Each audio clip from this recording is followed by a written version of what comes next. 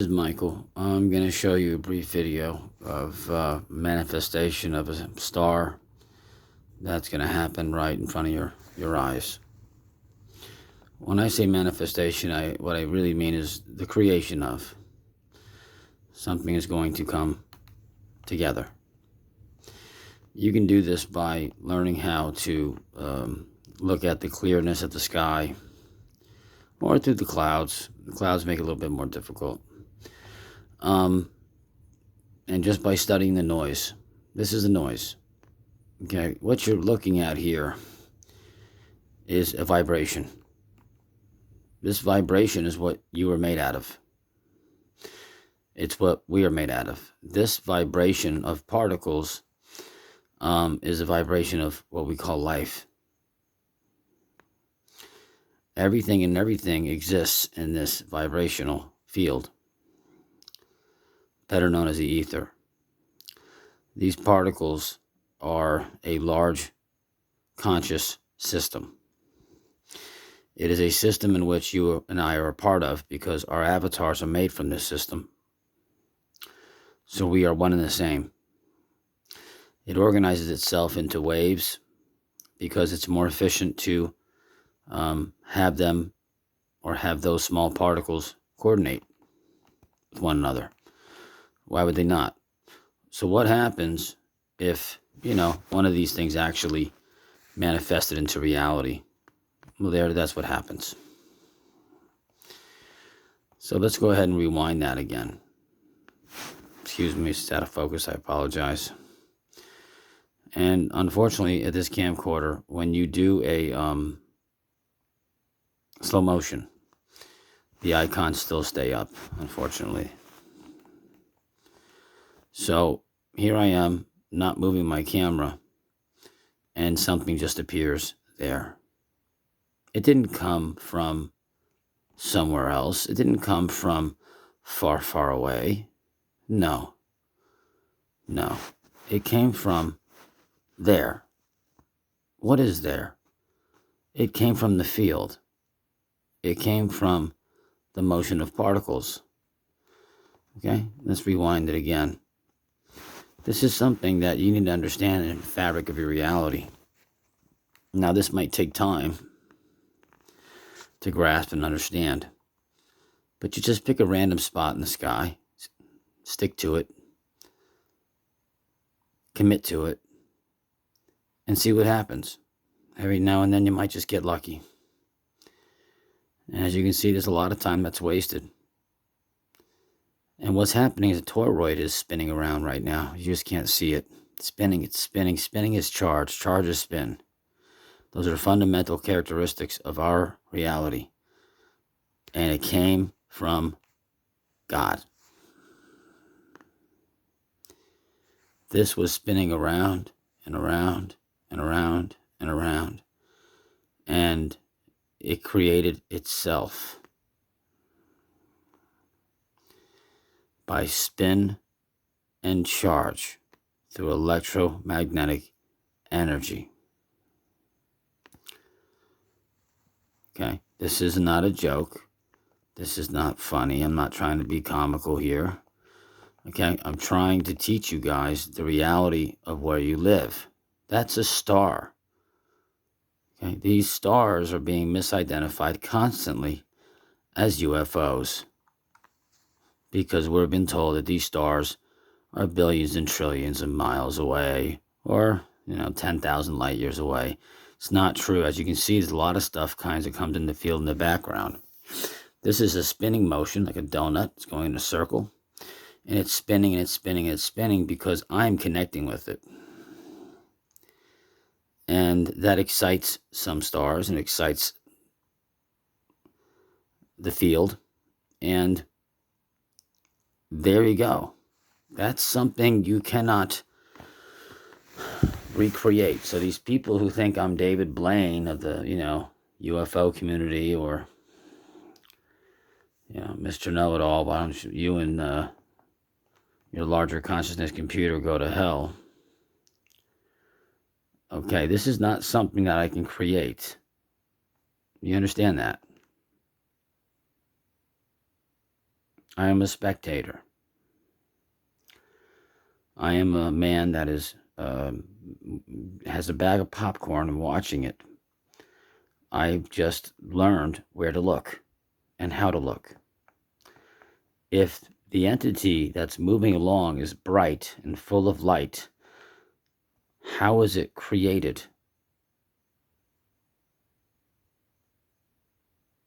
How is the moon a half a moon? The moon is a half a moon most of the time because there's a permanent cloud of darkness in front of it. Many of these planets have these permanent clouds of darkness. Darkness and nothingness of space is where the larger consciousness system resides. It's the field. The field will always be able to be superior to the light that we see. The light that we see depends on the energy of the field.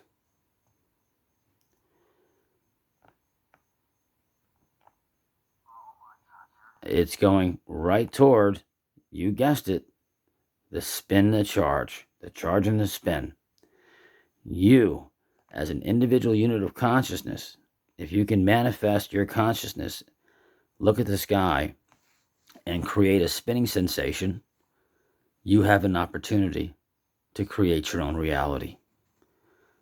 This is beyond physical mediums. You're turning into a god because you're a piece of God.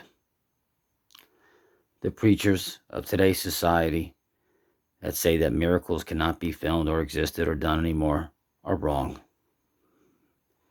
There it is. This is a real video. This is not fake. The bird that I shot the other day is something I really don't want to do. I don't like filming the birds because then I get the emails from the people who have pets, and of course they're upset. My bird's not a computer. How dare you? And what they don't realize is that that's not really what I'm saying. I'm just trying to let you know that not everything that you think is organic or authentic. It can be on some level, but it doesn't have to be. A bird can be a fake bird. It can be a bird controlled by a larger consciousness system. Right? There's no zoom action here. This is me picking a point in space and time. That's why it looks so beautiful. It's beautiful. I mean, it's breathtaking to see something like that. It's a miracle. It's going toward the field.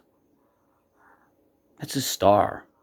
That's a star that NASA's telling you guys that is billions of miles away and can't travel this fast. They're lying to you. They can, and they know it. If I can see it, so can they. In fact, they've been having ultraviolet cameras for years. This is, I'm being allowed to see this because I had an experience and I learned from it. And I realized, oh my God, we live in a simulation. I didn't want to be Neo from the Matrix. That wasn't my goal in life. But that's kind of where I became. This motion, this spinning motion, manifested a star from spin and charge. You must have some action to create the necessary ingredients to electrify and magnetize the star to bundle the light. So it spins around and around and around until it manifests itself. So the real interesting thing is not the anomaly. It's what's happening right in front of your face that nobody sees. It's the randomness, which is not random, by the way, of the noise, of the blackness, the darkness, the area in which people think, oh, I can see out forever. No, not really. This darkness, this space-time, is what created the light. It creates the stars. How could I pick up a camera? How could I pick up a camera? Somebody please show me the textbook that tells you you can learn how to pick up a camera and point it at the sky and film a star manifesting itself. It's made through an electromagnetic current with your consciousness spinning around in a circle like this. It's spinning, it's spinning, it's spinning, it's spinning. The star is attracted to it. It's not even formed yet, and yet it's getting these vibrations, these frequencies, and energy, or information, I should say. And it wants to be there because that's where the information, the frequency, the intensity, and the energy is from. That's where it's most easiest for it to obtain it. There it is. It's nothing. It is nothing. It does not exist in my frame. It does not exist in my frame. Okay? The bird the other day came from a thought. What was the thought? The thought was, hey, isn't this interesting? There's a bird. Oh, by the way, there is no slow motion, by the way. You will see the screen change. You can't slow down the space-time continuum. You will not outpause the larger consciousness system. Just another lesson you can learn from God. You can't pause God. You can't pause the larger consciousness system. This will still evolve, just like the moon, the sun, and other things in the cosmos. Or even the trees or plants or anything that's somewhat organic in this realm. You cannot stop them. They will do what they have to do. Because they're on Planck time and Planck length, which I believe is 10 to the minus 44. So my pause is not fast enough to stop their slowest speed. Cannot stop it. That's why you'll still see these movements when you pause your camera.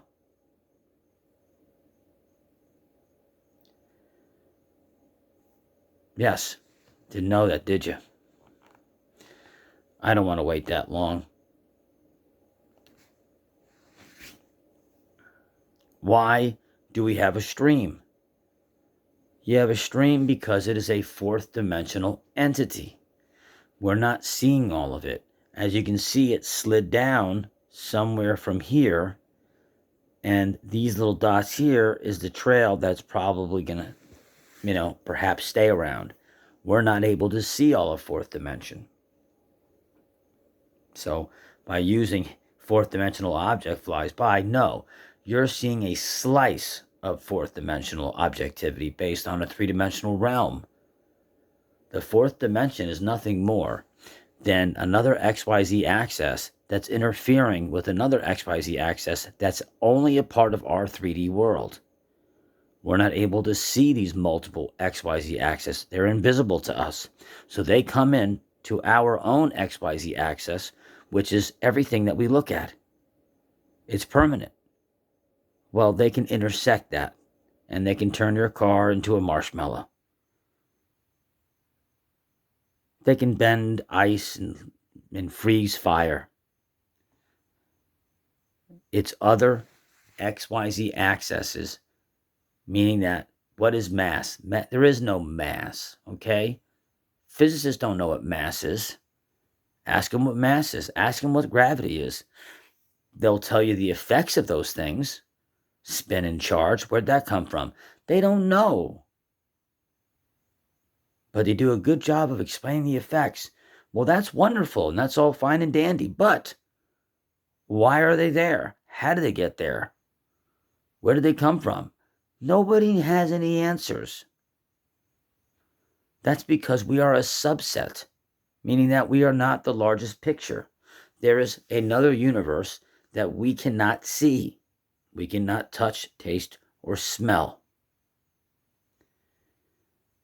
Our consciousness is most likely from that other space, which is outside of the crossover, the shield, the simulation.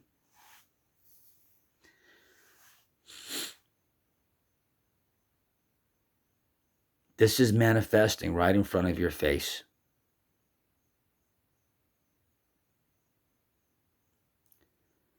This is not supposed to happen. This is against the rules. This is cheating. He must be doing something. Yeah, right. What I'm doing is I'm showing you the biggest, most classified secret in the world. That you live in a simulation and that these stars are right over your heads. And if you just opened your belief systems, and be skeptical, guys, don't take my word, but open up your heart and your mind and ask for something to be materialized in front of you. Ask the larger consciousness system, I would like to believe. I'd like to see this. Can you help me? See what happens. Unfortunately, most people won't do it because it'll be too silly. Their ego will prevent them from doing that. Or their belief system will tell them no. But this is an untapped resource, an untapped love machine that, in a nice way, that loves you and wants to help you. There are no rules for this relationship, this loving relationship, this entity. It was taught by itself to me that the second you have a rule for an unconditional love between a God and an individual of consciousness, once you have a rule, it is no longer unconditional. Because whatever that rule is, it's a condition. How beautiful that is, huh? What a simple way to answer a question that's so complicated. It's not complicated at all. If you love something unconditional, then just love it and let it be. They also have something called the spray. The spray is something that science does not talk about. The spray is, well, it's how clouds are formed. It's how the blue sky expands and changes colors. The spray is also used as a dark emitting diode to cover things such as the other half of the moon, etc. The spray is just a fast way of accumulating waves and particles simultaneously and just flooding it out like water out of a fire hose. You can consider yourself living in an ocean, basically. Imagine yourself in an ocean, just like we had the perspective of looking at fish. That's us to the other side of the simulation. So, just a beautiful experience. And it's a shame that I might be the only person in the world that's going to experience this. Because if you have one of these experiences, it's going to change your life. And if I can do it, you can do it. That's why the larger consciousness system has spent time with me, because I've earned it. I've worked hard. It wasn't given to me. But loving the larger consciousness system, instead of just agreeing with it intellectually, but actually loving that God, because it knows if you're faking it, is a profound difference between you and other people.